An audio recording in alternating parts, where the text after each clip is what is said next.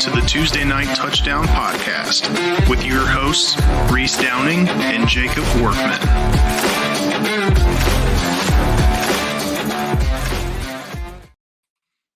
What is up, everyone? NCAA edition of the Tuesday Night Touchdown Podcast. Going over a little week one recap and week two picks. Joining, as always, co-host Reese Downing. Reese, what is going on? What's going on, man? How are you? Well, not too bad. Not too bad. My team sucks, but there's been a lot of football on, which is nice. So you can get distracted easily by that. Thankfully, we don't play this weekend, and we are not the standalone game anymore. It's nice when your first two games are watched by everyone in the world and you're awful. So at least that should be coming to a change soon. Going over just some little news and notes from last week. We had mentioned a few weeks ago that the SEC was talking about adding injury reports.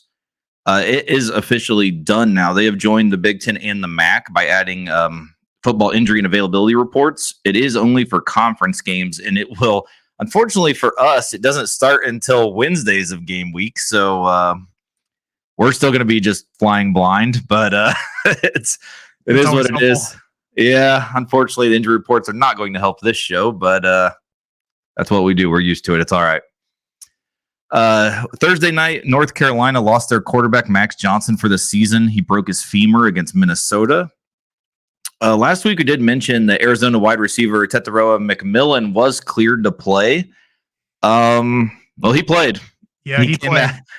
He broke the school record with 304 receiving yards and matched another with 4 touchdowns as the Wildcats beat New Mexico 61-39. Another kind of stud player here, Boise State running back Ashton Jeanty.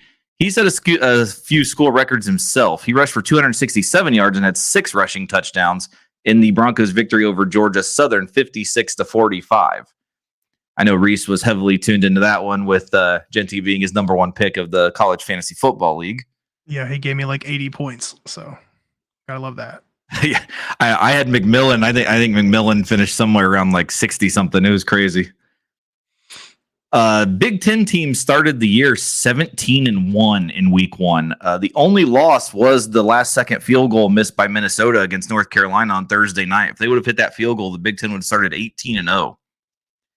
LSU has lost 5 season openers in a row now. Mississippi State, UCLA, Florida State twice, and USC. 3 of those are Brian Kelly. Brian Kelly was the 2 Florida State games in USC. And then the next 2 years, they open with a home and home with Clemson. So I don't know. LSU fans have to be pissed to be starting the season with games like this every single year. Yeah. Brian Kelly had a quote. It's the first time since I've been here at LSU that I'm angry at my football team. He points to personal fouls that helped USC score and not having a killer instinct to put USC away. And in the picture on the slide here, if you're watching on YouTube, you can see he slammed his fist on the table. Water bottle went flying through the air.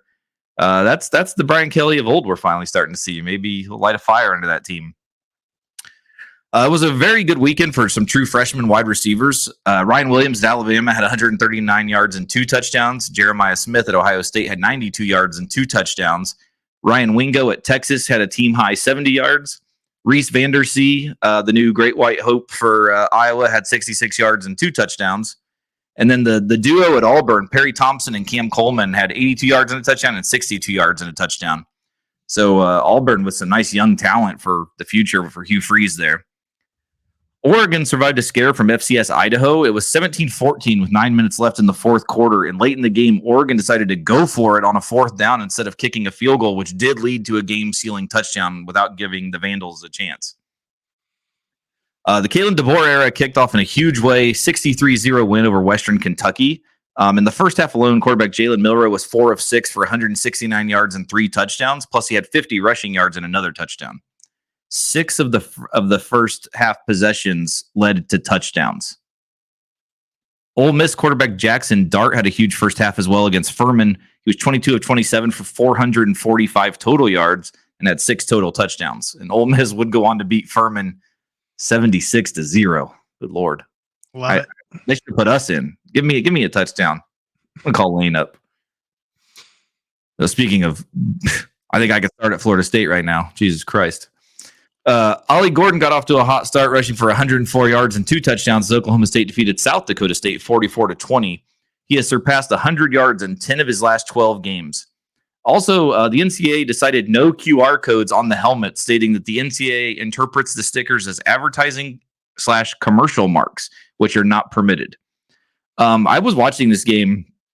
They did a very good job. They had the scoreboard lit up with the QR codes, and they had all the sides, like the side walls were QR codes, which I think that's more of a reasonable thing they should have been doing anyway, as opposed to the helmets. I think the helmets were a terrible idea, as we talked about a few weeks ago.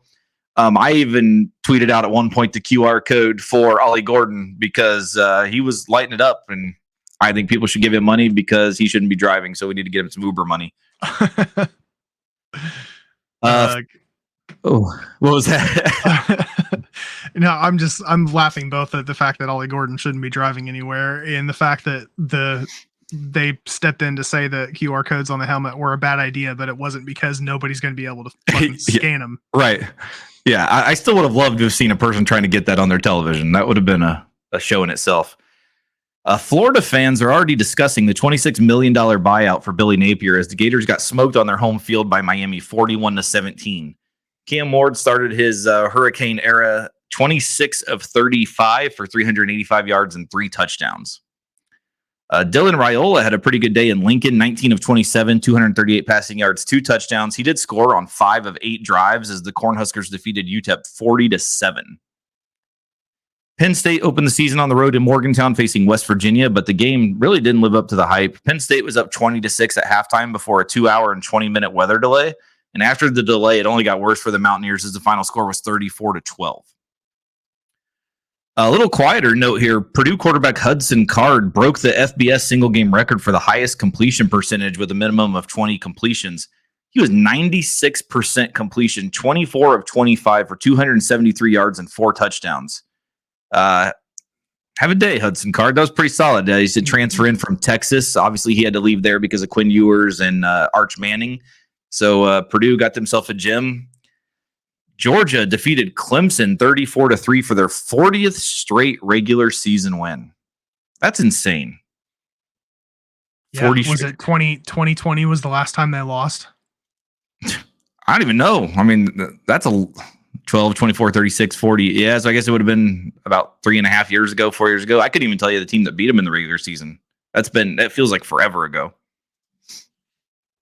Iowa has decided to use receivers this year. A shocking twist. In 2022, they only had 2 touchdown catches by a wide receiver. And in 2023, they only had 3.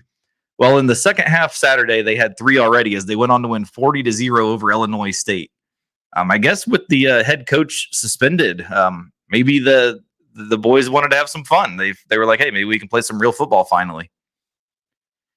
Tennessee quarterback Nico Iamaleava was 22 of 28 for 314 yards and 3 touchdowns as the Vols opened the season with a blowout win against Chattanooga 69-3. This feels like forever ago after all the games on the weekend, but Thursday night, Colorado defeated North Dakota State. The end of the game was all about the refs, though, missing a clear targeting on Colorado and then rolling the clock on a first down before they'd even put the ball on the ground, taking away any chance for the upset. Notre Dame went on the road to defeat Texas A&M 23-13. The Irish D was very dominant in an impressive performance. With the remaining schedule for the Irish, I would think fans have to start be preparing for a home playoff game. There are some games they could still lose on the schedule, but it really seems like they're going to be favored in every game remaining. Reese, I know that was your upset pick or your underdog pick last week. I'm sure you're feeling pretty good about that. Yeah. I like the Oregon let me down, but digging the underdog pick. I did look up the last Georgia loss. It was in 2020, and it was against number 8 Florida. They got beat 44-28. The cocktail party. Yeah, Kyle Trask went 30 for 43 for 474 yards, 4 touchdowns, and 1 interception. This was the team that had Damian Pierce, Kadarius Toney, Kyle Pitts. Who was the Georgia quarterback then? Stetson Bennett. He went 5 for 16 for 78 yards, 1 touchdown and a pick. Their running backs were Zamir White and James Cook. Kiaris Jackson, who didn't end up doing anything in the NFL. James Cook, Jermaine Burton, Zamir White were some of the lead receivers. But yeah, Stetson Bennett did not have a good day. He eventually, I think, got replaced. It could have been the other way around. DeJuan Mathis also played. He went 4 for 13 for 34 yards, 1 touchdown, and 2 picks. I was going to say, that might have been the beginning of Stetson Bennett, actually. Like, that might have been what made him the starter. Yeah, so Bennett may have been called in after Mathis threw 2 picks and started 4-13. Not a good game for either one of them, but. And my last news and note here, the Noles have moved to 0-2 with 2 conference losses. These guys don't look too fucking good. Losing to BC 28-13. Everything was awful except the kicker and the punter. The defense couldn't get off the field. Offense missed wide open passes. And then when DJ actually hit the receivers, they would just drop it. Terrible decision early in the second half to go for it on 4th down. I'm not sure what that idea was behind that. And Norvell in the post-game press conference really didn't really have an answer to it either.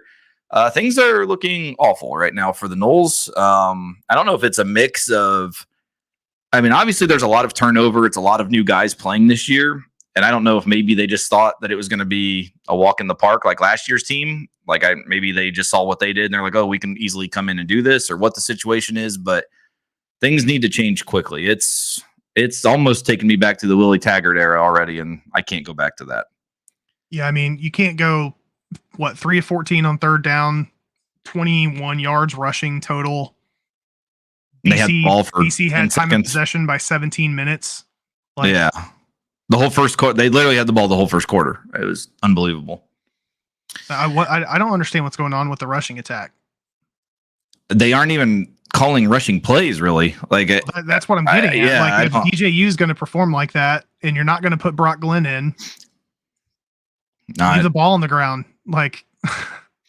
There was a nice chant at Doak last night. We want Brock chant. It was very loud. You could hear it audibly on the TV. That's how loud it was. But coming from your living room, is that why it was so loud? I was chanting for I just was hoping the clock. How do we get the what is that called? Accelerated clock in the video game where it just runs fast. That's what we needed. Yeah. And so to finish up, I did just mention this. So week 1, our locks and dogs. I did hit my lock with Bama minus 31.5, and Reese hit his dog with Notre Dame plus 116. With that, we are going to jump into the week 2 picks. We're going to start off with a big one, actually. The big noon kickoff on Fox. Number 3 Texas is a 7.5-point favorite going on the road to Ann Arbor to face number 10 Michigan. Over under is 43.5. This is Saturday at noon on Fox. Reese. Yeah, both these teams played Mountain West teams in week 1. Texas looked like a more complete team. They had their game wrapped up in the first half. It took Michigan basically all 4 quarters to beat Fresno. I think those offensive struggles we talked about ahead of the season is potentially going to show a bit in this game. It's been a while since the Wolverines have been an underdog at home, but I'm taking Texas here minus the points. I am taking Texas as well. Fresno had decent success against Michigan, and I'm not. Fresno's a good team. Like I've said, there's never going to be a bad word said about Fresno, but Texas's offense to me looks like they're going to be way too strong for this Michigan defense, and I don't think the Michigan offense can keep up with them. Bowling Green is going on the road to number 8 Penn State. Penn State's a 34.5-point favorite. 48.5 is the over/under. Saturday at noon on the Big Ten Network.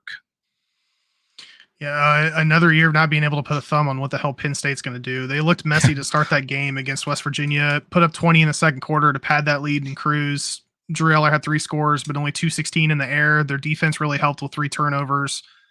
West Virginia went 4 for 14 and 3rd down. I think Penn State wins this game, but this spread's a little concerning to me, so I'm going to take Bowling Green here plus the points. Yeah, I wasn't too sure on this one. I'm going to go with Penn State to cover just because I'm going to give them the benefit of the doubt. Last week, they actually showed they could have explosive plays, which they didn't do at all last year.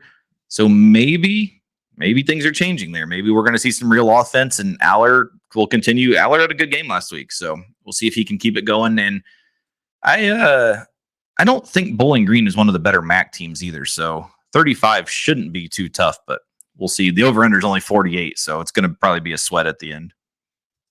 Arkansas is going on the road to number 16, Oklahoma State. Oklahoma State's a 7.5-point favorite.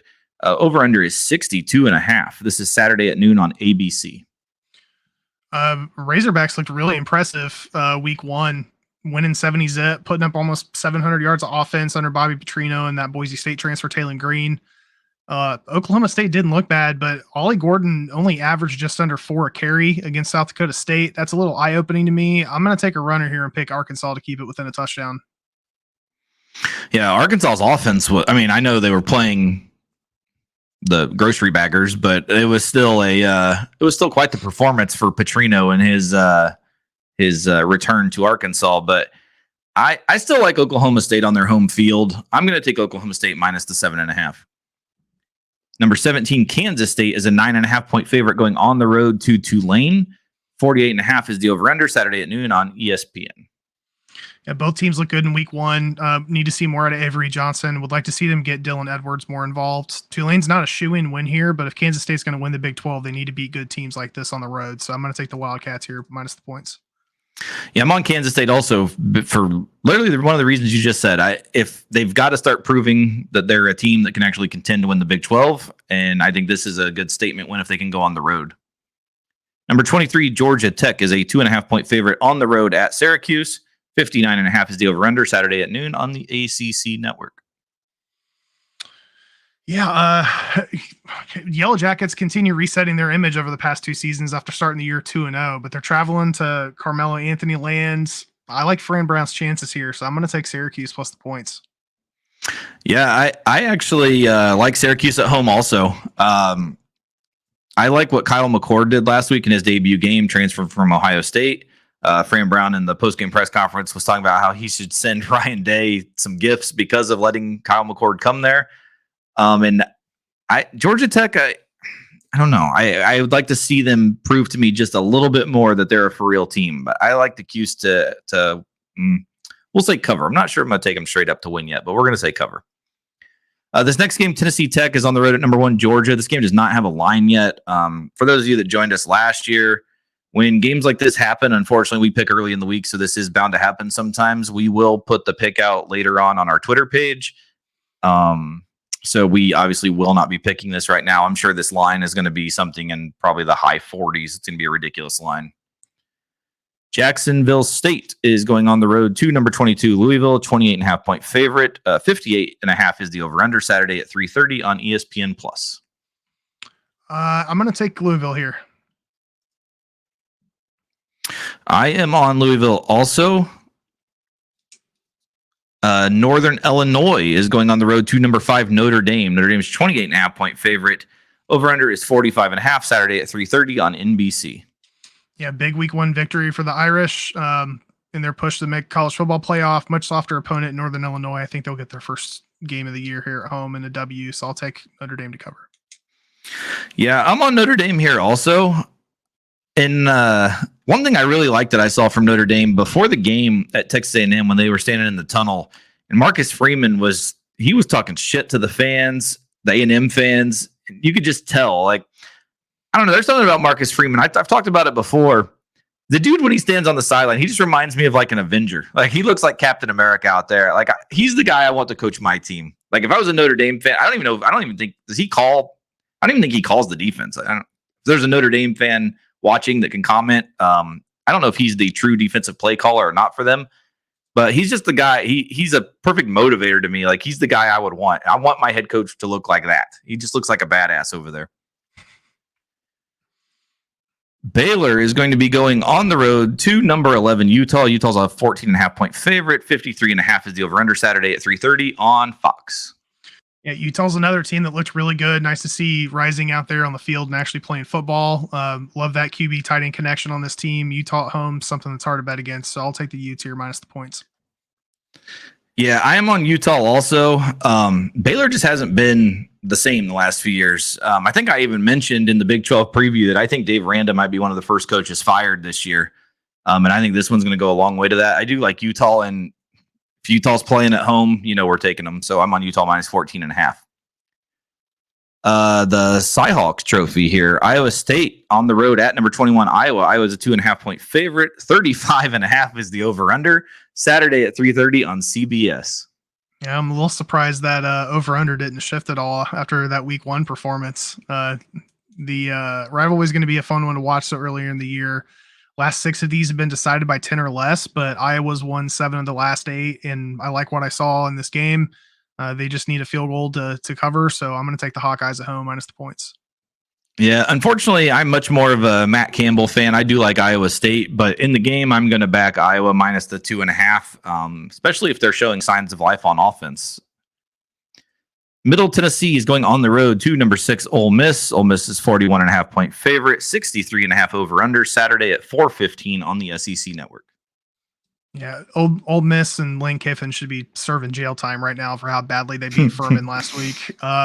Look for them to be a serial offender in this one. I'm going to take the Rebels here to cover. Yeah, Ole Miss also had like a 350-pound man take a direct snap, and Lane went for it on 4th down late in the game. Like they're having fun with it. It was awesome. Yeah. It's my kind of football. I like it. I'm on Ole Miss minus 41.5. Again, a game we can't pick. Florida A&M is going to be on the road at number 12 Miami. That will come in the future. USF is traveling to number 4 Alabama. Alabama is a 30.5-point favorite. Over under 64.5 Saturday at 7 o'clock on ESPN. Yeah, Bama, another team that looked really good in week 1. I know it was the Hilltoppers, but Kalen DeBoer was like Oprah out there throwing touchdowns around to every player on that team. I think there were 7 different players that found an end zone after everything was all said and done. Milroe looked great, efficient on the ground and through the air. USF is in for a long day, so give me the Tide. Yeah, I like Bama here again.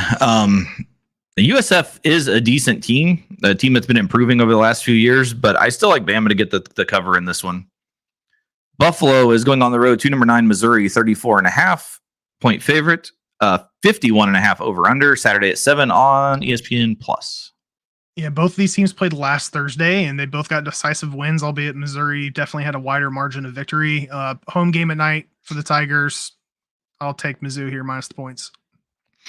I am on Missouri also. I do not think Buffalo is going to have the defense that can even come close to stopping these guys. I am a little surprised by the 51.5, though. That seems a little low to me. Number 19, Kansas is a 5.5-point favorite going on the road to Illinois.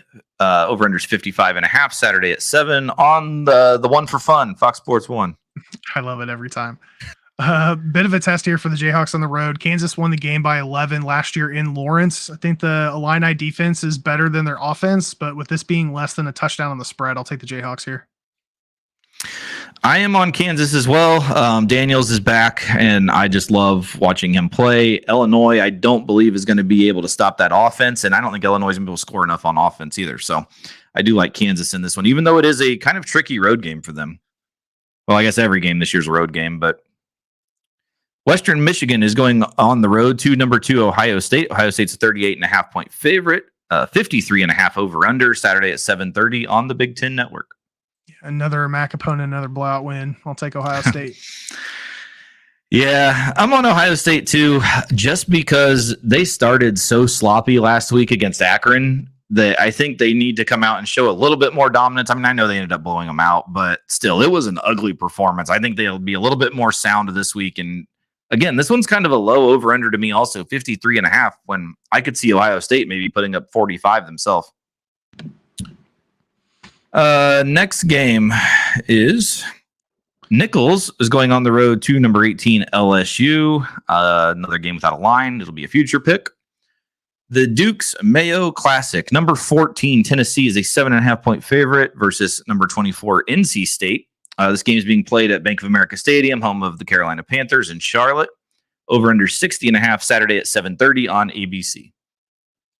Yeah, if week 1's in any indication, I don't think this is going to be a difficult win for Tennessee. So give me Rocky Top here minus the points. What's our quarterback's name? I was told you would know that this week. Who said that? You did. Nico Iamaleava. that is not his name. Yes, I know. I'm on Tennessee also. I think NC State's a little overrated, and my God, that performance from Tennessee last week. I'm going to back them, and I think we're probably going over in this one also at 60.5. So I'm on Tennessee. And also, one thing I want to note as I was typing in all these stadium names, we need to get some naming rights in college football. More schools need to start taking sponsorships because there's 85,000 Memorial Stadiums, and I'm really sick of it. Like, we need some creative names here. Houston is going on the road to one of the Memorial Stadiums. Number 15, Oklahoma, 29.5 point favorite, 49.5 over under Saturday at 7:45 on the SEC network. Yeah, Houston did not look good against UNLV. This Oklahoma team, maybe one of the more dangerous teams in the country by the time the year's all over. I'm going to take the Sooners here to cover at home. Yeah, I was highly disappointed in the Willie Fritz debut for Houston last week. I'm going with Oklahoma also. I think that line is too low.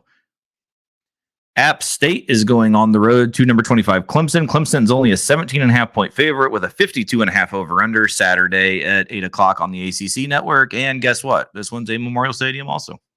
Yeah, I was confident that Clemson was going to get blown out last week's game, and it happened. I think Dabo comes into this game knowing that his seat may be a little bit on fire if he doesn't get a decisive win here. But the problem for him is App State's not a pushover. They're going to have to play hard through all four quarters if they want to cover. I think Joey Aguilar and Sean Clark can keep this game within 16.5. So I'm going to take App State here plus the points. I am reluctantly taking Clemson. I just feel that they have to show something this week. They need to come out and actually show some sort of dominance. We're either going to see if they're the second coming of Florida State this year and they're just going to be terrible, or if they're actually going to show signs of life and rebound. I have a little bit more faith in Clemson this week, so I'm going to take Clemson minus the 17.5. Unfortunately, this game is a Peacock-only game and 10 o'clock at night, but Boise State going on the road to number 7, Oregon. Oregon's an 18.5 point favorite, 61.5 over-under. This is going to be a good one. I'm really looking forward to this one. Who you got? Yeah, it's going to be fun. Oregon can't pull the same shit they did in week 1 against the Boise State team because this game is... Was 61.5 is the over? Yeah. Yeah, I'd be betting the over on this. Jonty kicked off his argument for Heisman in a big way. I still believe Oregon's one of the better teams in the country at the end of the year, but this spread's concerning. I'm going to take Boise State here to keep it within 18.5. Yeah, this was one I wasn't sure on. I went back and forth with this one. I am taking Oregon minus the 18.5. And it's kind of for the reasons like I've just talked about for a few teams. Like I just feel like this week 1 was so bad that they have to come out with a performance of showing some dominance, or it might end up being a long season. Like right now, Oregon is, I believe I saw it as a 2.5 point favorite for when Ohio State visits Autzen in a few weeks. So I was kind of interested to see that Oregon was still a favorite after last week. I am on Oregon though. Northern Arizona at Arizona will be a pick later in the week. Utah State is going on the road to number 13 USC. USC is a 28.5 point favorite. This one's the LA Memorial Coliseum. 63.5 over under Saturday at 11 Eastern on the Big Ten Network. Big Ten After Dark. I love it. I'm going to take Lincoln Riley and the boys. They just got a solid win against LSU. Take that momentum into home. I'll take the Trojans. I am on USC also. A very impressive showing in the first game. And I believe Utah State is the team that my guy had that interception. Everyone was talking about the catch for the USC receiver. If no one saw the interception, go to you might have to search for a while on our Twitter page because there's a lot of stuff on there. But there was the catch of the year to me already. A Utah State interception. It was absolutely ridiculous. Yeah, and if anyone doesn't want to watch football on Saturday but know what's going on, just follow our Twitter page. There was a lot going on Saturday. That's wrapping up our top 25 picks. So moving into the Muncie 6-pack, we're going to kick it off with BYU going on the road to SMU. SMU is a 10.5 point favorite. 55.5 is the over-under. Friday night at 7 o'clock on ESPN2. Yeah, Redsliff looked solid in week 1 against Southern Illinois. He had a solid connection with Chase Roberts, his wide receiver 1. SMU is one of the few teams in the country that have already played 2 games, 2-0 start, and looked better against Houston Christian last week than they did against Nevada in week 1. But my concern with the horse team here is this QB split. Trading time between Jennings and Preston Stone, it's hard for either one of these guys to get a rhythm. I think the Storm and Mormons can keep this within 10 points, so I'm going to take BYU here. Yeah, if this game was at BYU, I would be flipped. I'd be the other way. But I am taking SMU on their home field. But yeah, the quarterback situation's got to get figured out, and it's got to get figured out quickly. They can't be doing the 2 quarterback system all year. Unfortunately, our Ball State Cardinals, we can't pick them yet, so we will get them later in the week. But they are finally playing their first game. I think they are the only team in FBS that has not played a game yet. That's correct. South Carolina is going on the road to Kentucky. Kentucky's a 10.5-point favorite at Kroger Field. Way to get a sponsor. 42.5 over under. Saturday at 3:30 on ABC. Kentucky looked solid in week 1 at home against Southern Miss. Put up 31. Didn't allow a point. Solid start to Ham's tenure as OC after leading Boise State's offense last year. On the flip side, South Carolina took all 4 quarters to wrap up a win against Old Dominion. Not a strong start. They don't look good. I'm going to take the Wildcats here. So South Carolina had a fake field goal. There was a touchdown that got called back, but Old Dominion also fumbled the ball inside the red zone twice going into score. Old Dominion really should have won that game. South Carolina, to me, is not going to be a good team this year. We might even be talking about the hot seat.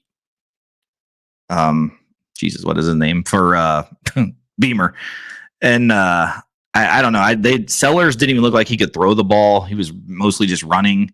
I do like Kentucky at home, minus the 10.5 on this one.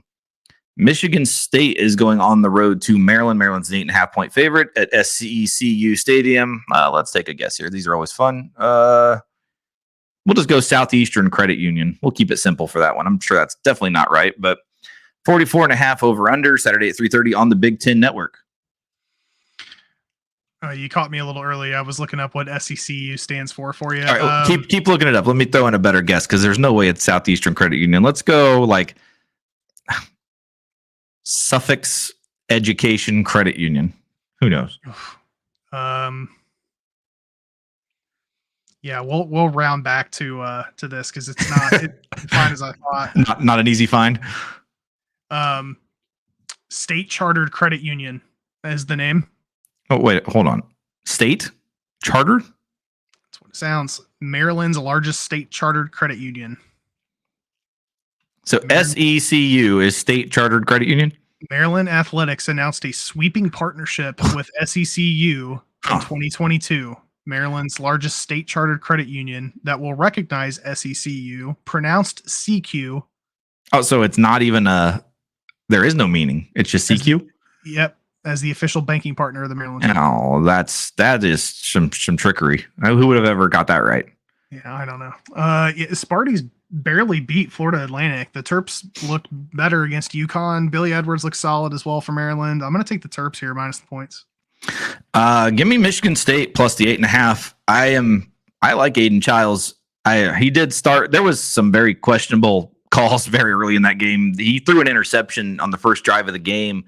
And the Florida Atlantic guy clearly was out of bounds. The replay showed he was out of bounds. Everyone was saying he was out of bounds, and they overturned it and gave him the ball. Referees at their finest, like always. But I'm still big on Michigan State. I think Maryland was a little bit of a fluke in week 1. I'm going to take Michigan State plus the 8.5. UTSA at Texas State. Texas State's a 1.5-point favorite. 63.5 is the over-under Saturday at 4 on ESPNU. This could be a game that could potentially mess up the Group of 5 playoff berth. Sorry, I just saw the next location that's coming up. I was a little surprised at how porous Texas State's defense was against Lamar in week 1. Jordan McLeod looked good, but the defense gave up 27 all in the second half. That can't happen every week. On the other side, Baby McCown had a good week 1, albeit against arguably one of the worst teams in college football. For what it's worth, Kennesaw put themselves in positions to score often, but they just couldn't get in the end zone. They had a lot of field goals. It's a tough one, but I'm going to take Texas State being at home to get the W by at least a field goal. Yeah, I'm on Texas State also. I just want to see them keep this run going. They're one of the sleeper teams that could potentially go undefeated, and I'd really like to see them with a chance to make the college football playoff. Our Notre Dame faithful has chimed in here. Al Golden calls the defense. So that's what I thought. I did not think that Marcus Freeman was a play caller. I thought he was just more of like a leader of men. truly like the badass that he is standing over there. He doesn't even need to do anything. He just stands there and just looks like a badass. That's my kind of guy. I'm telling you, I want this guy as my head coach. I like what he stands for. This game is one I'm really looking forward to. Colorado going on the road to Nebraska, -7.5. Nebraska 7.5-point favorite, 57.5 over under Saturday at 7:30 on NBC. And yes, it is Memorial Stadium. Reese. Colorado won this game pretty handedly last year, but this is a different Nebraska team. Dylan Raiola looked good in week 1. Cornhusker crowd's going to be amped up. These teams do not have any love loss. If Rule's team can keep the turnovers under control, I think they get the W. So I'm going to roll with the Cornhuskers here minus the points. I think Nebraska will be a much more disciplined team. I think Colorado is the most undisciplined team. One of the ones that I've pretty much ever seen. Shiloh Sanders is an absolute piece of shit. He's going to get thrown out of every game this year, it seems. He late hits after every play. They finally called. It didn't matter because the refs screwed him in the end anyway. But he's a very dirty player. I do not like Shiloh Sanders whatsoever. But I think the discipline of Matt Rule's team in Nebraska will be enough, and I don't think Colorado's defense can stop Nebraska's offense. Mississippi State going on the road to Arizona State. Arizona State's 6.5-point favorite, 59.5 over under Saturday at 10:30 on ESPN. Both these teams look good in week 1. Blake Shapen looked solid in his first start for the Bulldogs. He went 15 of 20 for 247 and 3 scores, plus another 7 carries for 44 and a score on the ground. On the flip side, Arizona State would have had a shutout if not for a late fourth quarter touchdown from Wyoming with 2 seconds left in the game. They held Wyoming to 118 yards in total offense. Impressive regardless of the team that you're playing. I'm going to give the home team the nod here. Give me the Sun Devils minus the points. Yeah, I was very impressed with Arizona State. I was not expecting that kind of beatdown on Wyoming. Like I said, I love Kenny Dillingham, and a Mississippi State, an SEC school, traveling west to play at 10:30 Eastern. I think all of the cards are in the favor for Arizona State here, so I'm going to take them to cover the 6.5. All right, so moving on to what's first, our lock of the week. That's all right. All right, let's kick us off. I am locking in on number 14, Tennessee over NC State. NC State was trailing as far as late in the third quarter and needed to put on rally caps to beat Western Carolina last week. Tennessee had 0 problems with Chattanooga. They've got that potent offense. I'm taking Rocky Top as my lock here. It did not take us very long this year to get a double lock, but here we are. Reese, what's the quarterback's name? Reese is going to leave if you ask that question again. That's his name. I think that's close. It's kind of close. Yeah, Tennessee, I don't think NC State, like we talked about earlier, I'm not sure they're going to be able to handle this offense. I like Tennessee kind of by a lot. I think Tennessee's probably like a 14-point winner in this game. So we got a double lock already, both of us on Tennessee. All right, for the money line underdog of the week, I am going first. I'm taking, I just talked about it, my guy Aiden Childs, Michigan State plus 265, going on the road to Maryland. You see, you hear this production value going on right now? We got dogs barking and all sorts of shit. It's awesome. I am locking in on Syracuse over Georgia Tech. I think Fran Brown is in a position at home to be able to get a W in the building. So give me the orange here plus the 114. Very nice. All right. So that is going to wrap up the week 2 picks. We will be back relatively soon with NFL week 1. We are finally at the pick stage of the NFL season. Got game kickoff Chiefs Ravens 2 nights from now, which is very nice to see. And like I said, we'll just keep ours rolling. We'll be back for week 3 next week. I'm not sure what the big headliner games are right now. There's so many games going on that my brain can't even function right now. But I'm sure there will be some big ones next week. I'm trying to think. I think the big one's Arizona, Kansas State. That would be fun offensively. Bama's on the road against Wisconsin.